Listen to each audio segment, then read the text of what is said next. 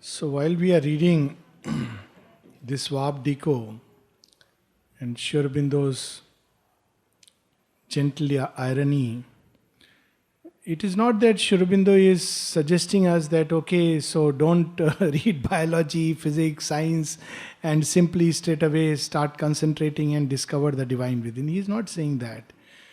He is rather saying that humanity will advance along many lines, but we should not mistake one for the other. Mother put it a little more succinctly that one must know what is human and what is divine. If you don't know the difference, then there is a confusion. Because these discoveries can be very helpful as instruments of the soul, of the spirit. We see how, for instance, one gift today we have the book because of the printing press, which is science. So it's very nice that today we can read Savitri in this way. And gone are the days when in the Vedic period they had to, make some ink and write it on Tamralipi and etc. etc. I mean, it's not needed. We have much better and simpler ways. So it's very good. But if we grow proud and arrogant that because we have done this, we know it all, we are God, there is nothing else beyond us, that is dangerous and that is fatal. That opens an abyss right below our feet. Because the infinite by its nature is infinite. It's something which is beyond all that we can construct, think, imagine. Mother has used the word unconceivable. All that we can know and speak of that reality still does not constitute that. Each affirmation of God and each negation of God, the divine is beyond them. That sense, this humility, that's what he is reminding us. Mother puts it in this way. Verily, verily, in humiliation lies the cradle of glory. You must remember that whatever we may know is nothing. And that also helps to advance, that keeps us safe from the hostiles. One of the things that keeps man safe, Mother has said, against these attacks of darknesses is humility. And humility is before the divine. It's not something artificial before others. Oh, you are, sir, everything. That every politician does before another politician. With all the ulterior motives. But that how much ever we may realize, how much ever we may experience, regardless of everything, he will remain a wonder. An infinity. And that actually gives life a constant journey, constant movement, constant progression. Who can say that I know it? The Upanishad put it so rightly. Avigyatam vijanata, avigyatam avijanata. They who know it not. They who have not the thought of it, know it. And Sri Aurobindo says absolutely the same thing. Say not that I have found him or achieved him. It's not possible. Perhaps it is more accurate to say that he has picked us up, reveals something of that glory, and there is no limit to those wonders. That's what he is reminding us again and again. If God is at work, his secrets I have found. Who knows how many more secrets are lying hidden. But still the cause of things is left in doubt. This, if God is at work, his secrets I have found. In 100 years back, some scientist had declared in a science congress, we know everything about everything except two small problems and we will very soon solve it. When we solve it, we would have a theory of everything. So we don't need God.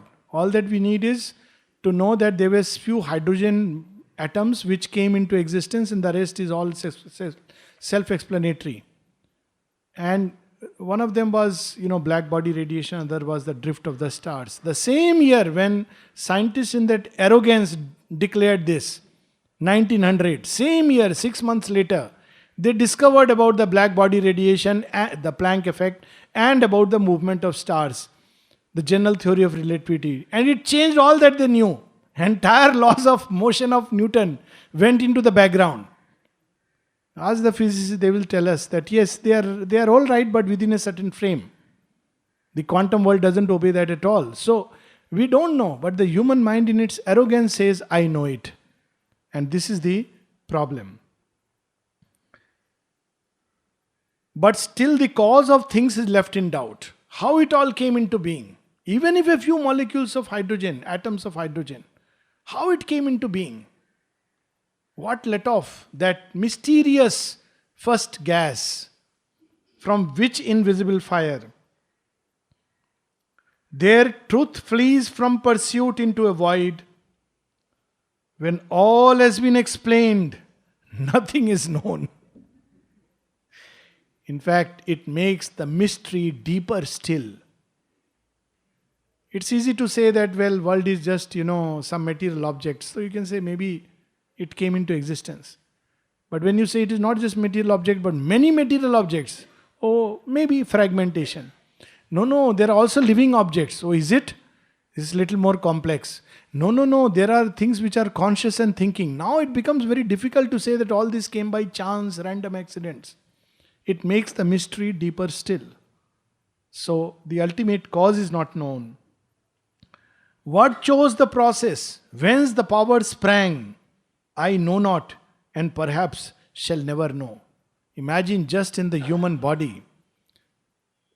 If we look at humanities, so many different faces, forget about everything else. Of course, everybody is supposed to have 7 lookalikes. But even if we disregard that, so many different faces, forget about bone structure, other things, everything else, just the faces. Or maybe the fingerprints, no two are same. Eyes. And all this from 20 basic amino acids and 4 basic bases. And they constitute all this variation. How does it happen?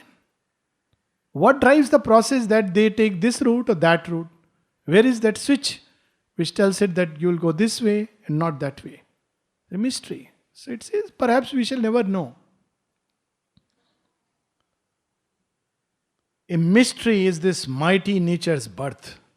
Everything when we say nature, so at the end, how come nature? Where did it come from?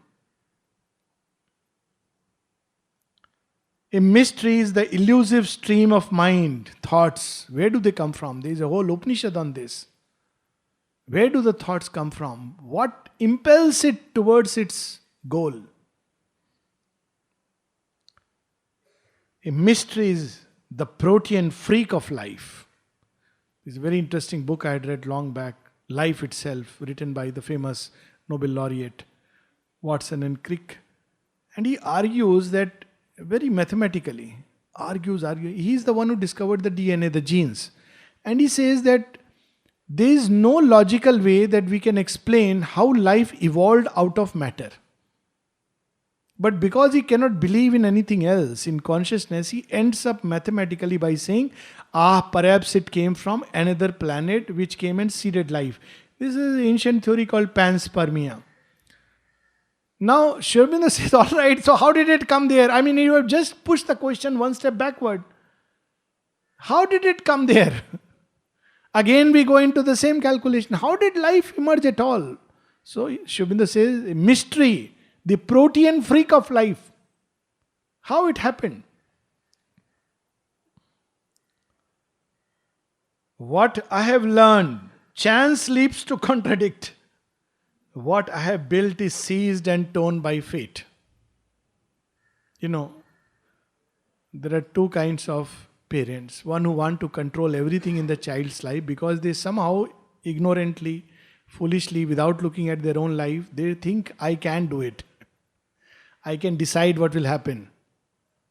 And there are others who have felt the touch of the unseen in their life and they give margin, enough room for the unseen and the unknown.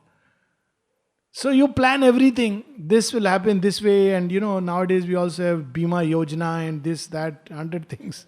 People invest and everything they have planned out. When he'll be 25, he will become a doctor. And the child does complete MBBS and now there is celebration. And the child says, no, I don't feel like doing it. Then you are sent to a psychiatrist. And the psychiatrist they send with this note, please somehow convince him. So if there is somebody like me, I'll say, oh no, the child is right.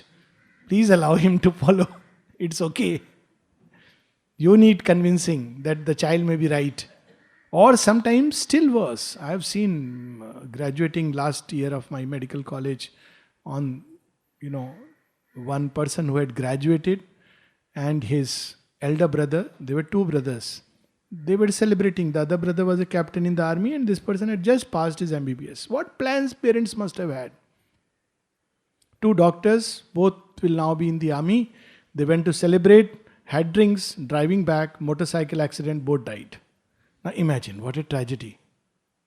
All our plans dashed to the ground. How does it happen? And these are life-shaking, or we can say life-challenging, or life-changing events, which shaken all our beliefs, our understanding. So here he says, what I have learned, chance sleeps to contradict. Doctors have this habit of saying, oh, this is going to happen. There are cardiologists who will predict, oh, he is not going to live more than 6 months. And the cardiologist dies after 2 weeks. I am telling you a real story, by the way. The cardiologist died and the man lived on for 10 years. So he told me this story. That when I went to the next review, I came to know the doctor is no more. So he didn't tell it in a funny way, but I just laughed inside. So this is how we make predictions. So chance sleeps to contradict. And there is another story where the doctor said your heart is as young as a 25-year-old and within a week the person died. So, we don't know. So chance sleeps to contradict. And what I have built is seized and torn by fate. I can foresee the acts of matter's force, but not the march of the destiny of man. This is a very subtle, interesting thing. Even if we master all the forces of matter, there are other layers of determinisms. The determinism of life, the determinism of mind, the determinism of the spirit, and of course the supreme grace which can change everything. At any time they can intervene and, as Shubinda puts it, they can change the fixed front of fate. At any point of time. So we have to allow that margin at least to things which are beyond us. So even after we know everything about the material processes, we still won't know the destiny of man. He is driven upon paths he did not choose. He falls trampled underneath the rolling wheels. This is a good side also. The paths he did not choose. Of course, many of us, I don't know, I know about myself at least, that till 20 I had not heard about Pondicherry. Never in my life I would have imagined that one day I will come in Pondicherry and love this place so much and not feel like stepping out. I didn't know. Plans were to settle here, there. Parents would have had their own plans. They had their plans that I come back to the village and look after all the village people as a good doctor. This was their ultimate thought. And I'm sure this happens in almost everybody's life. All these plans, suddenly things change. So how this turn of destiny takes place? My great philosophies are a reasoned guess. The mystic heavens that claim the human soul are a charlatanism of the imagining brain. All is a speculation or a dream. Because the human mind cannot know it, cannot see it, cannot sense it, cannot feel it, cannot dwell there. So it says, oh, these people, Indians are very imaginative. What all they have not imagined? After imagining all kinds of human 84 lakh births on earth, they have gone on to imagine four-handed gods and elephant-trunked gods and what not. Highly imaginative and creative. They cannot think that this could be real to another plane and another vision. Mother describes that experience that once, she was just thinking, she had come in contact with all the gods of different pantheons. And very interestingly, toward the end, she comes in contact with one of the gods who is normally the first godhead. So one day she says that whether really there is a god like an elephant trunk. And she says, lo and behold, he walks. And she says, of course I exist. What do you want? She says, what can you give? I know you have material needs, you are running, so many people have come, depend on you. So I can provide money. All right. Mother says, 10 years she kept giving me money. After 10 years, it all stopped. So I asked him what happened. So he said, your demand has grown too much. I cannot supply. I have limits. After all, gods have limits. So what are his limits? I have influence only over Indians. And they become very misers and selfish. And outside, they don't believe in me. So I have this problem. So say, all right, no problem. I don't mind it. I have my trump card. The Lord will provide. So, you see, but it believes all this is a dream. In the end, the world itself becomes a doubt. If we really proceed along that logical lines, then all our senses that our senses have woven cannot be really reality. It doesn't need much intelligence. It's simple common sense. Because senses are, there is something out there.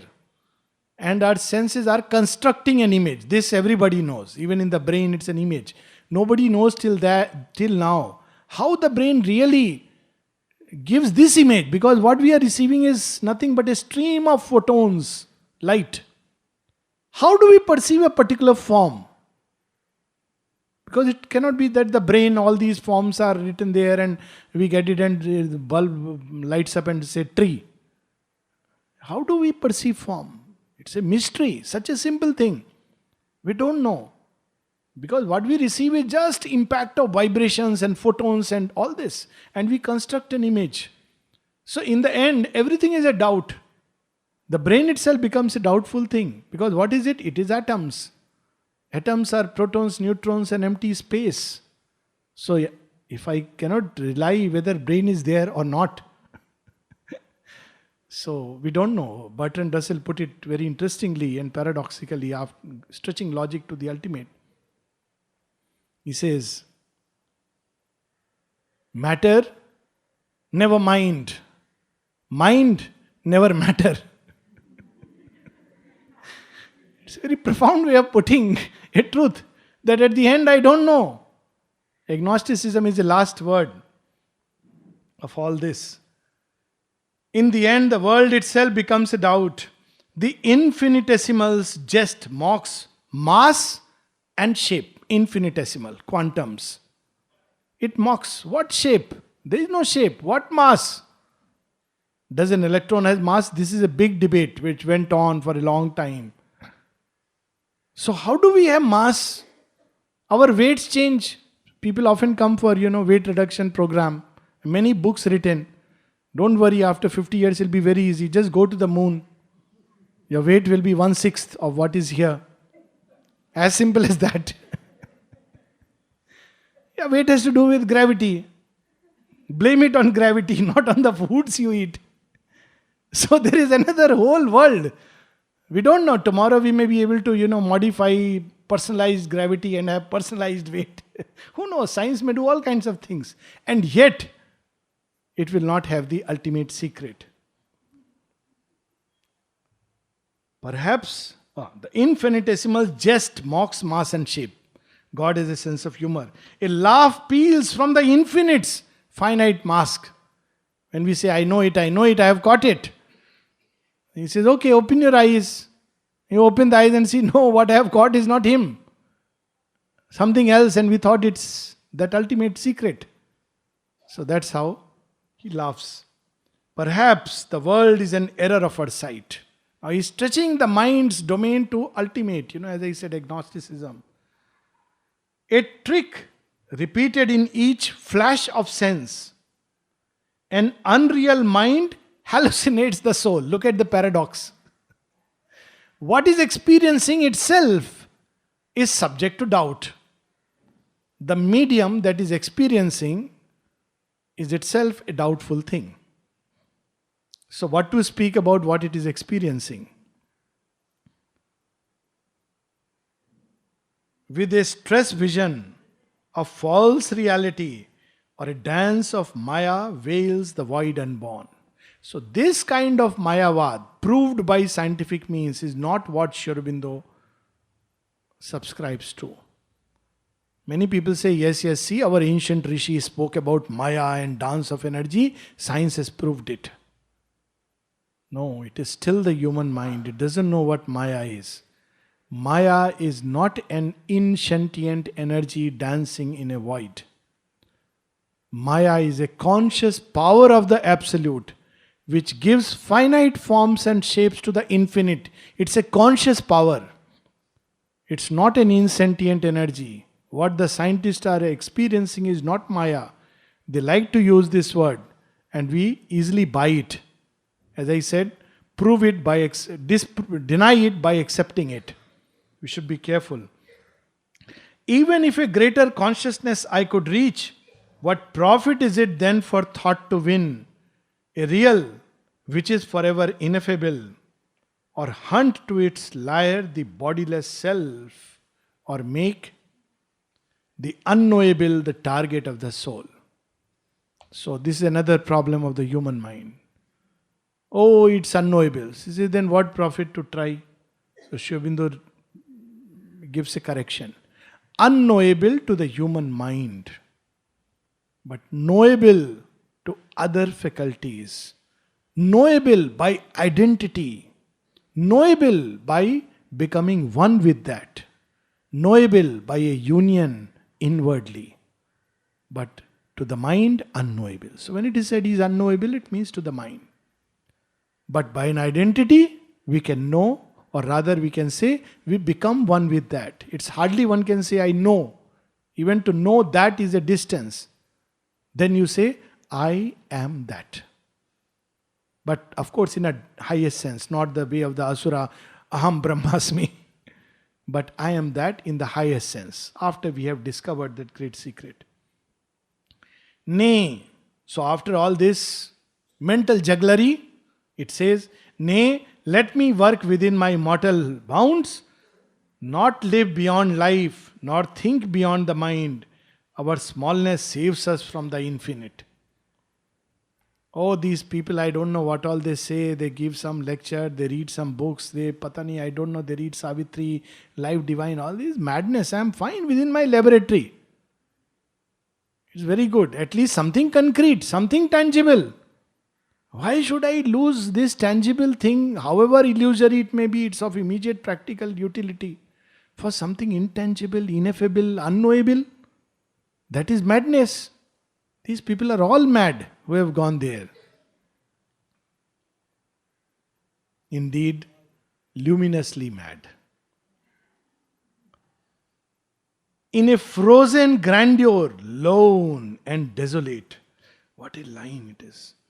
Call me not to die the great eternal death. Like Shiva, frozen, grandeur, lone and desolate, like the mountain peaks. Okay, I will climb there, and at the end of it die like this. Nobody around me, because nobody is there which is mine, nothing is real. I don't want that, that is frightening. People are frightened of the infinite.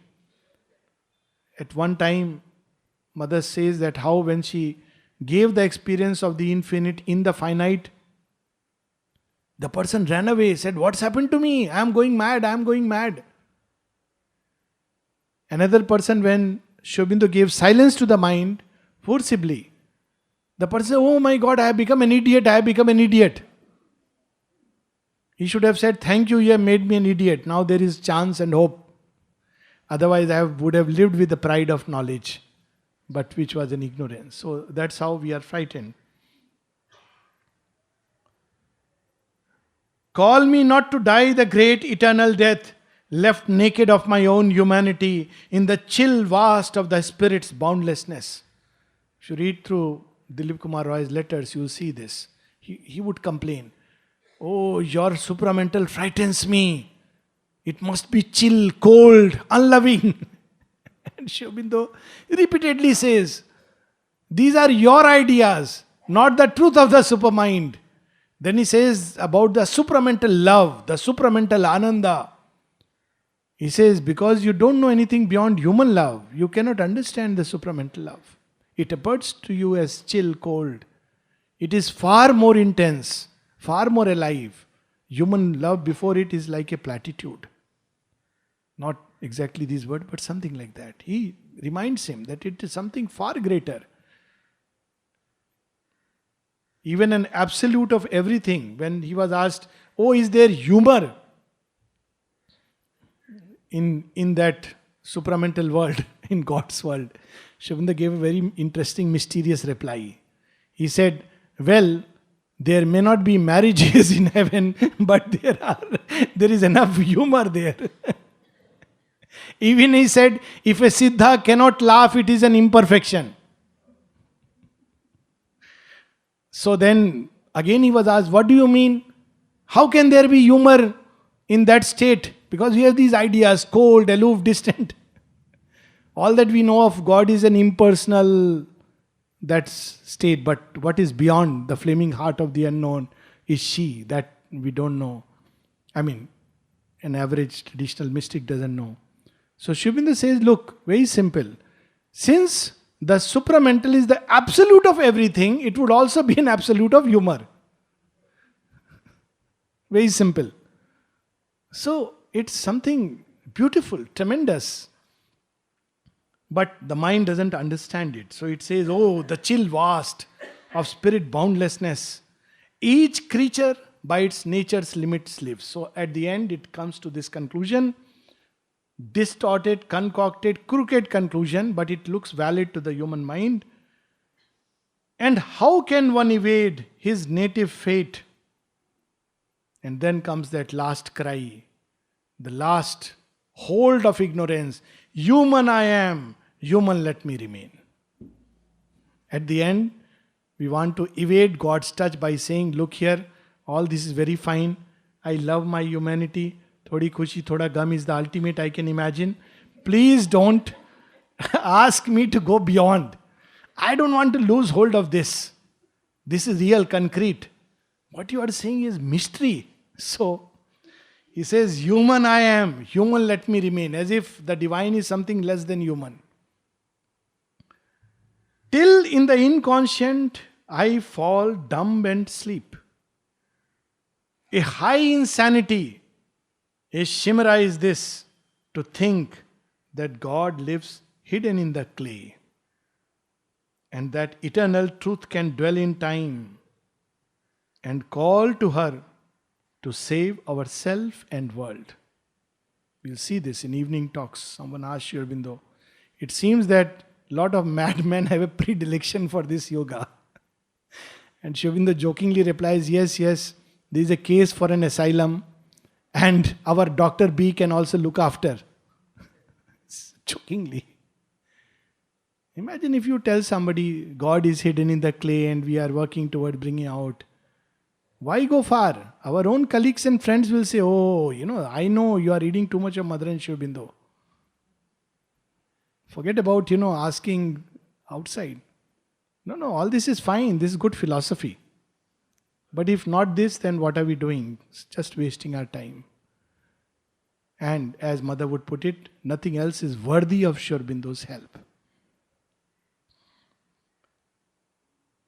It's an insanity, the mind says, to think that God lives hidden in the clay and that eternal truth can dwell in time and call to her to save our self and world.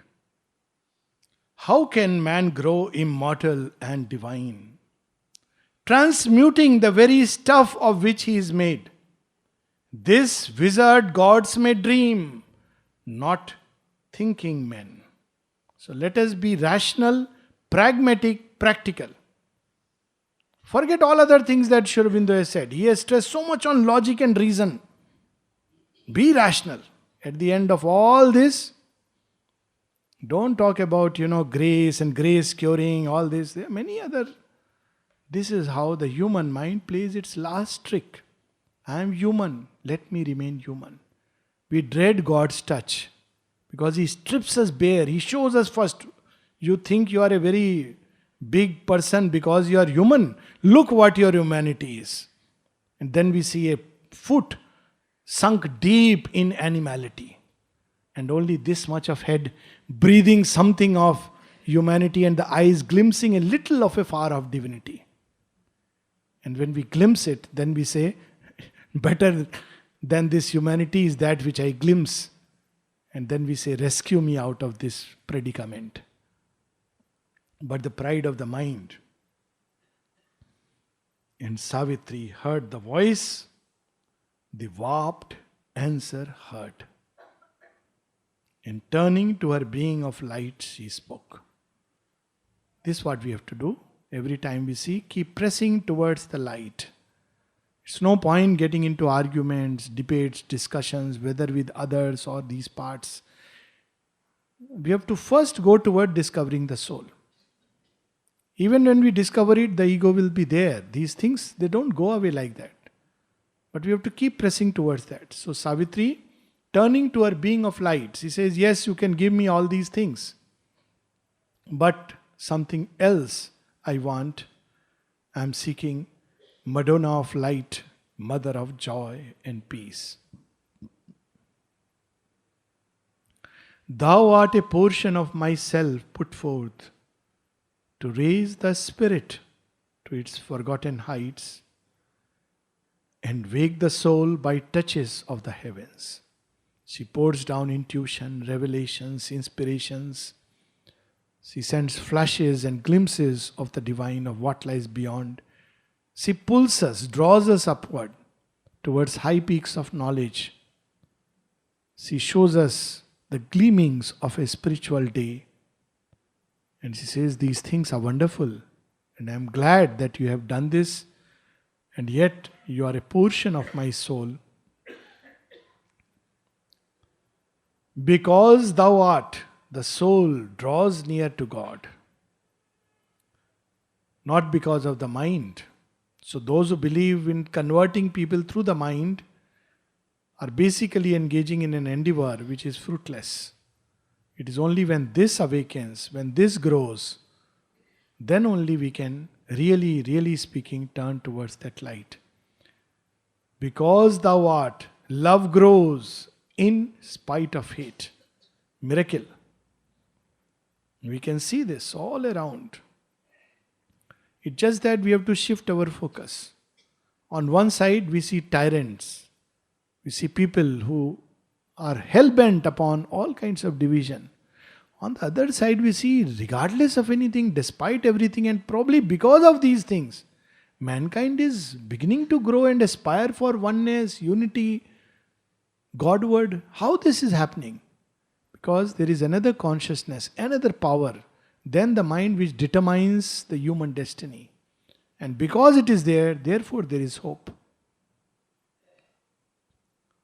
Because thou art, the soul draws near to God. Because thou art, love grows in spite of hate. And knowledge walks unslain in the pit of night. Even when everything is clouded, even when there is darkness all around, even when we cannot see, even the very arm which we had held, even then the light is there but covered. And it rescues us, pulls us out, and the night recedes and the day dawns, and once again we say, yes, yes, yes, there is God. How does it happen? Because that power keeps pouring itself into the human night. But not by showering heaven's golden rain upon the intellect's hard and rocky soil can the tree of paradise flower on earthly ground. So nicely, the tree of paradise is the Parijat, aspiration tree. Krishna brings to earth the tree of paradise. Aspiration cannot be born just by pouring all things on the human mind, all kinds of information. It doesn't come like that because it's so hard. Yesterday we were talking about Christ and his story. This lid has to either thin out or it has to burst out. It's real experience. And the lid bursts, then knowledge pours in. Otherwise, it doesn't work.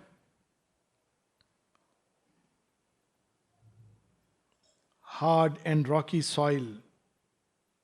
Can the tree of paradise flower on earthly ground? And the bird of paradise sit upon life's boughs. Bird of paradise is the mother's signature. She stays where it comes. She is the bird of paradise. So she descends and then takes hold of human nature. She is nothing else but love incarnate. So once she captures the human heart, then it doesn't leave. We don't, whatever we may do. And the bird of paradise sit upon life's bough, and the winds of paradise visit mortal ear. So, it's not by simply raining down these rays, because the intellect will not allow it to percolate down. Something else is needed. Even if thou rain down intuition's rays, and this is where we see the limitation of the Vedic rishis. They had intuition, they had inspiration, but they also had their difficulties and defects. It didn't transform their nature. We would be blind if we believe that their nature was transformed. Somebody wrote to Sri Aurobindo, "Oh, this lady keeps crying at everything." So Sri Aurobindo first humorously says, yes, he is something like a weeping machine, cries at his... But aren't yogis supposed to practice samta? So Sri Aurobindo says, no, but she's not that kind of yogi, she's more like Durvasa. So he says, he's a yogi, all right. So don't say, just because he doesn't have samta, she's not a yogi. He says, haven't you heard of Durvasa? He says, he's not the yogi of that kind. Haven't you heard of Durvasa? He was a yogi. Everything that he said came out true. But the man was so prone to anger. God bless him. I called him man, was seer. So prone to anger. But all that he said, even in that anger, turned out to be a boon. Because he was moved ultimately by truth. Everything turned out to be a blessing. Even whoever he cursed turned out to be a blessing. So, he says, he is another kind of, so, transformation will not come just by this light, this inspiration, intuition. It will help. It will need the soil prepared. That's why this process is spiritualization, where higher consciousness descends and it prepares the soil. So Sri Aurobindo says that it is not enough to transform. Even if thou rain down intuition's rays, the mind of man will think it earth's own gleam. His spirit by his spiritual ego sink. There is a still greater danger. Up till now he only called himself Mr. So and so. Now he will call himself Rishi so and so. Yogi so and so. And if he is not satisfied with that, he will say 108 times Yogi so and so. It will make him a greater yogi than just a yogi. He say, oh, that fellow is only a Chinna yogi. I am 108 yogi. Oh, because spiritual ego.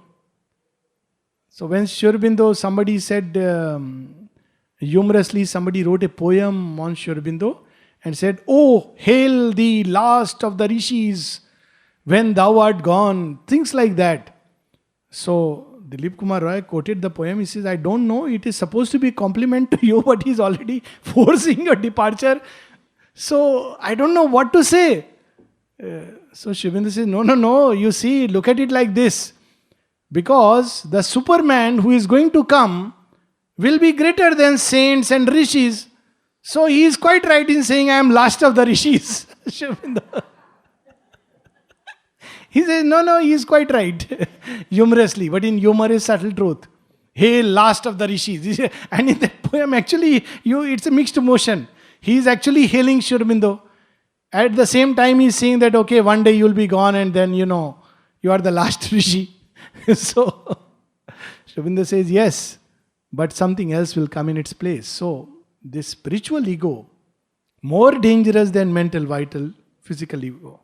It's all right to believe I am a great man because I have a degree attached to my surname. It's bad. Bad to believe I have a surname, therefore I am great. But worse to believe that, I am a specially chosen child of the mother, a special favorite of the divine. Who is, who cares? Whole creation is dust of his feet. That's why Krishna cautions Arjuna in the beginning. He says, look, I am going to make you my instrument. But don't forget, it's a grace from me. It's nothing to do with you. It's an occasion, opportunity, privilege given to you. If you refuse it, become a sannyasi, your choice. I'll pick up anybody and make him an instrument. Your son Abhimanyu is in the waiting. Next in line. I'll use him. You want to go, become a sannyasi, become great, become another yogi, rishi, 108 times, fine.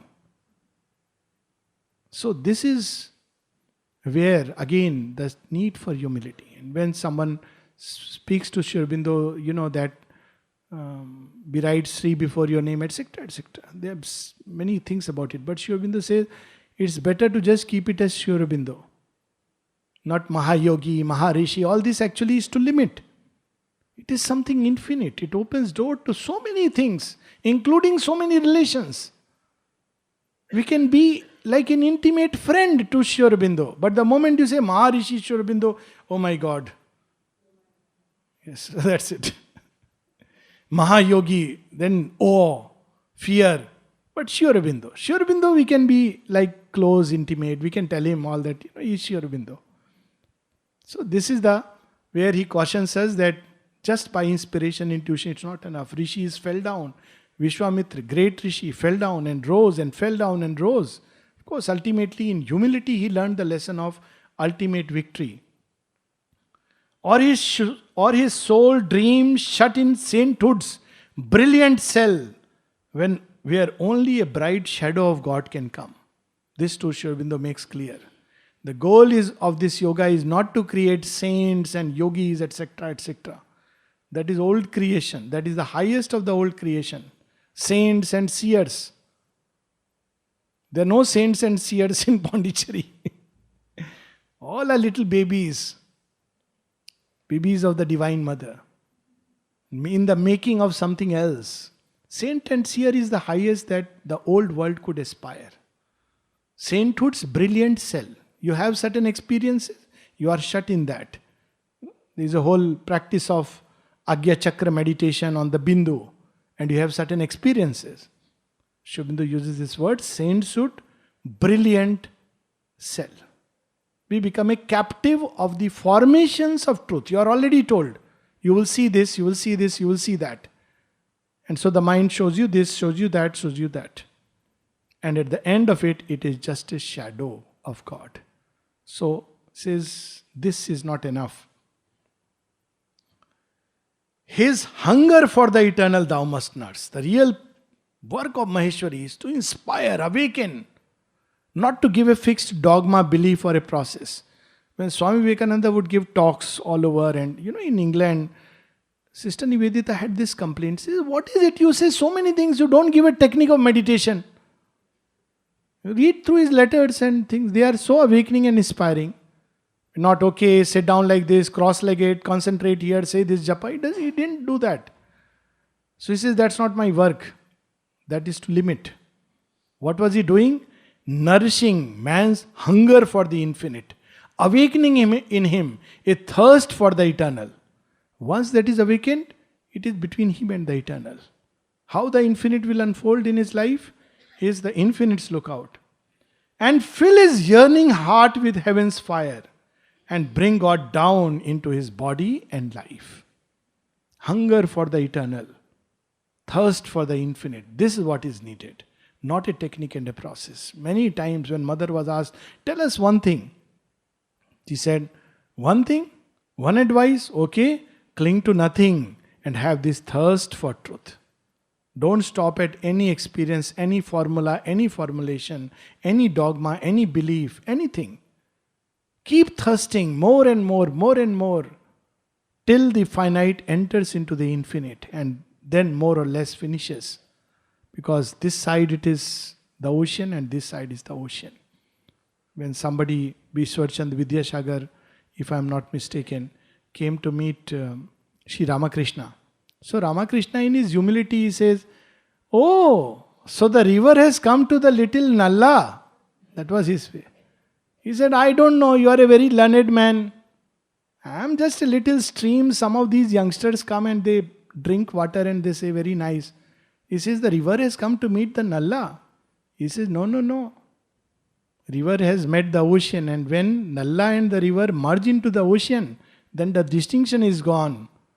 So when I come to you, I feel that I have merged into the ocean, and the Nalla which you call yourself has also merged in the ocean. Where is the Nalla anymore? Then it is all infinite unfolding itself. One day I will return his hand in mine, the absolute, the eternal's hand, and thou shalt see the face of the Absolute. And that mother did. She kept this promise.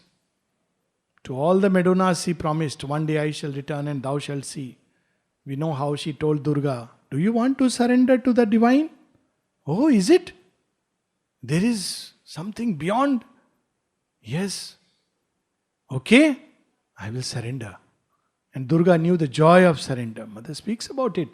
Because these divinities feel and sense of absolute within themselves. They don't feel the need to surrender. Only human beings, because of their psychic life, on one side, gods don't have the psychic being.